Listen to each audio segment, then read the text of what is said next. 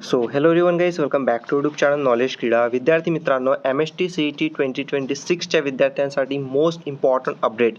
MST CET 2026चा result कोणत्या डेटला लागणार आहे याबाबत मोस्ट इम्पॉर्टंट अपडेट या व्हिडिओमध्ये मी तुम्हाला देणार आहे. तर पहा, MST CET बद्दल कंप्लीट सांगतो मी तुम्हाला, कारण की विद्यार्थ्यांना भरपूर कन्फ्युजन आहे.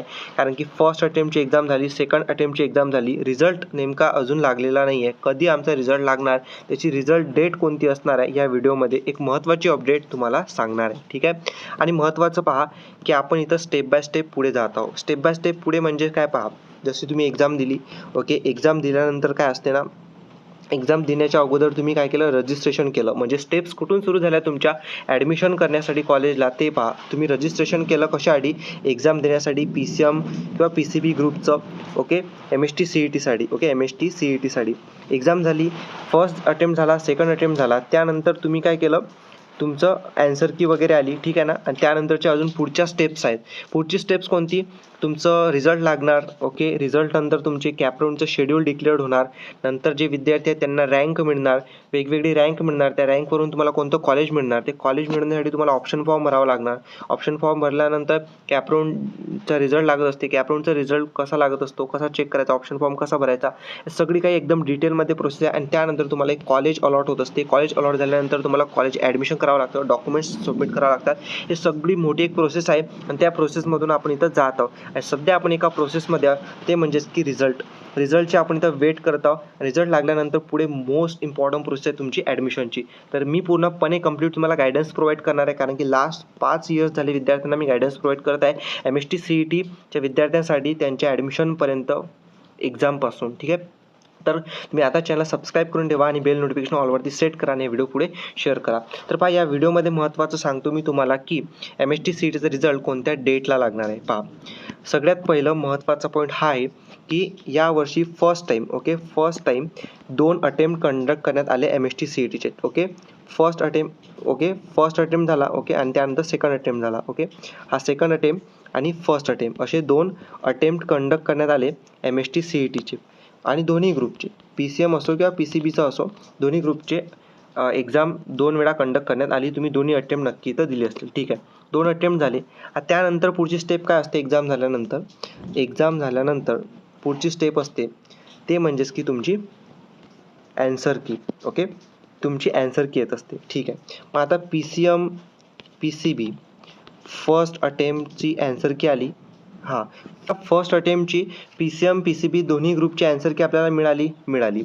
त्यानंतर PCM PCB सेकंड अटेम्प्टची ॲन्सर की आपल्याला मिळाली का, तर हां, PCM PCB दोन्ही ग्रुपची सेकंड अटेम्प्टची ॲन्सर की सुद्धा आपल्याला इथं काय मिळालेली आहे. सो आता जे ॲन्सर की आपल्याला मिळालेली आहे त्याच्यानंतरची प्रोसेस काय महत्त्वाचं पहा. एक्झाम झाली, नंतर आपल्याला काय मिळाली, आपली ॲन्सर की मिळाली. ॲन्सर की मिळाल्यानंतर तुम्हाला ना एक असते ऑब्जेक्शन रिड्रेसल म्हणून, त्यालाच आपण म्हणू शकतो, बरेच जण म्हणतात ते म्हणजेच की बोनस मार्क्स. आपण असं म्हणूया की बोनस मार्क्स. ठीक आहे ना. तर बोनस मार्क्स जे असतात ते आपल्याला मिळत असतात. म्हणजेच काय की जे विद्यार्थी ॲन्सर की चेक करतात त्यांना वाटतं की एखादा क्वेश्चन जो असेल तो चुकीचा दिलेला आहे, आपण जे ऑप्शन आहे ते करेक्ट आहे, बट CET सेलने चुकीच दिलं आहे. तर विद्यार्थी ऑब्जेक्शन रेज करतात. 1000 रुपीज पर क्वेश्चन फीज असते. तर जे ऑब्जेक्शन असतात ते करेक्ट आहे का, करेक्ट असलं तर विद्यार्थ्यांना त्यांच्या शिफ्टनुसार, त्या डेटनुसार त्याला काय मिळतात, मार्क्स मिळतात. तर बोनस मार्क्स मिळाले. बोनस मार्क्स मिळाल्यानंतर महत्त्वाचं काय राहते की बोनस मार्क्स नंतर जे आपल्याला प्रोसेस आहे ते असते डायरेक्ट रिझल्टची. ठीक आहे, तुमचा रिझल्ट डायरेक्ट इथं डिक्लेअर्ड होत असतो. ठीक आहे. मग आता महत्त्वाचं पहा, जे बोनस मार्क्स आहेत ते मिळाले का विद्यार्थ्यांना, समजलं का, तर पहा, तर तुमचा जो फर्स्ट अटेम्प्ट आहे, ठीक आहे, लक्षात ठेवा, जो तुमचा फर्स्ट अटेम्प्ट आहे, जो PCM आणि PCB दोन्ही ग्रुपचं जो हे आहे बोनस मार्क्स आहेत, तर ते डिक्लेअर्ड करण्यात आले. समजलं आहे की कोणाला बोनस मार्क्स मिळाले, कोणत्या विद्यार्थ्यांना.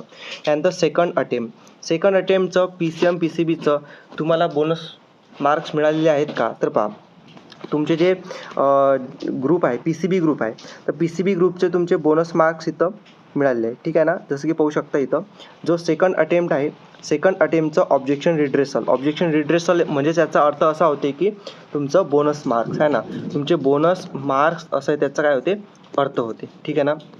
तर PCB ग्रुपचे भेटले, बट PCM ग्रुपचे अजून बोनस मार्क्ससाठीची कोणती नोटिफिकेशन आलेली नाही आहे. आज इथं 1 जून ही डेट आहे, बट अजून कोणती अपडेट आलेली नाही आहे. होऊ शकते 1-2 दिवसात तुम्हाला जे आहे अपडेट मिळणार आहे आणि बोनस मार्क्स जे आहेत ते डिक्लेअर करण्यात येणार आहेत तुमच्या PCM ग्रुपचे, आहे ना. PCM ग्रुपचे बोनस मार्क्स तुम्हाला मिळून जातील. मग असं कन्सिडर करूया की 1-2 दिवसात तुम्हाला बोनस मार्क्सचे अपडेट येऊन जाईल. ठीक आहे. आता रिझल्ट कधी लागणार पहा. सगळ्यात महत्त्वाचं 2 अटेम्प्ट झाले यावर्षी, ठीक आहे ना. 2 अटेम्प्ट झाले म्हणून आता 2 कंडिशन आहेत. पहिली कंडिशन म्हणजे की पहिले फर्स्ट अटेम्प्टचा रिझल्ट लागणार, ठीक आहे. नंतर सेकंड अटेम्प्टचा तुमचा रिझल्ट लागणार. ओके. बट सध्या मॅक्सिमम चान्सेस असं दिसत आहे की जेव्हा आता PCMचं बोनस मार्क्स जे आहे ते डिक्लेअर्ड होऊन जाईल. बोनस मार्क्स डिक्लेअर्स होतील आणि डिक्लेअर झाल्यानंतर जो फर्स्ट अँड सेकंड अटेम्प्ट आहे, म्हणजे मी एक्सपेक्टेड सांगत आहे. ओके. जो फर्स्ट अँड सेकंड अटेम्प्ट आहे दोन्हीचा रिझल्ट जो आहे तो एकसारखा इथं रिझल्ट डिक्लेअर करतील. कारण की जशी इथं प्रोसेस सुरू आहे स्टेप बाय स्टेप, त्यानुसार असं वाटत आहे की फर्स्ट अँड सेकंड अटेम्प्टचा जो रिझल्ट आहे तो एकसारखा रिझल्ट इथं डिक्लेअर करण्यात येऊ शकते. एक्सपेक्टेड कधी आहे तर पहा, अजून जे आहे PCM ग्रुपचं बोनस मार्क्स डिक्लेअर व्हायचं बाकी आहे.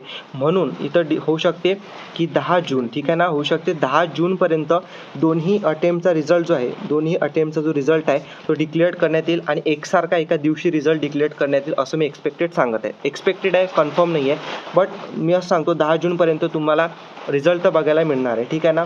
होऊ शकते दोन्हीचा एकसारखा किंवा फर्स्ट अटेम्प्टचा तर कन्फर्म तुम्हाला 10 जूनपर्यंत रिझल्ट बघायला मिळणार आहे. त्याच्या अगोदरसुद्धा होऊ शकते लवकर रिझल्ट तुम्हाला बघायला मिळेल. पण दोन्ही एकसारखे असतील रिझल्ट तर 10 जूनपर्यंत तुम्हाला इथं बघायला मिळू शकतात. कारण की at the end process complete व्हायला आलेली आहे तुमच्या रिझल्टची आणि रिझल्ट तुमचा लवकरच लागणार आहे. तर एक्सपेक्टेड करून चाला 10 जूनपर्यंत तुम्हाला रिझल्ट बघायला मिळणार आहे आणि कोणतीही अपडेटवरती जे असेल ऑफिशियल अपडेट मी तुम्हाला देणार आहे. डोंट वरी. अजून कोणतीच रिझल्टबद्दल अपडेट इथं ऑफिशियली CDCLने डिक्लेअर केली नाही आहे. पर्सेंटेज रिझल्टबद्दल जसे अपडेट येणार आहे तसे मी तुम्हाला देणार आहे. त्यासाठी तुम्ही चॅनल सबस्क्राईब करून ठेवा आणि बेल नोटिफिकेशन ऑलरेडी सेट करून ठेवा. Thank you for watching the video. Stay connected. Thank you.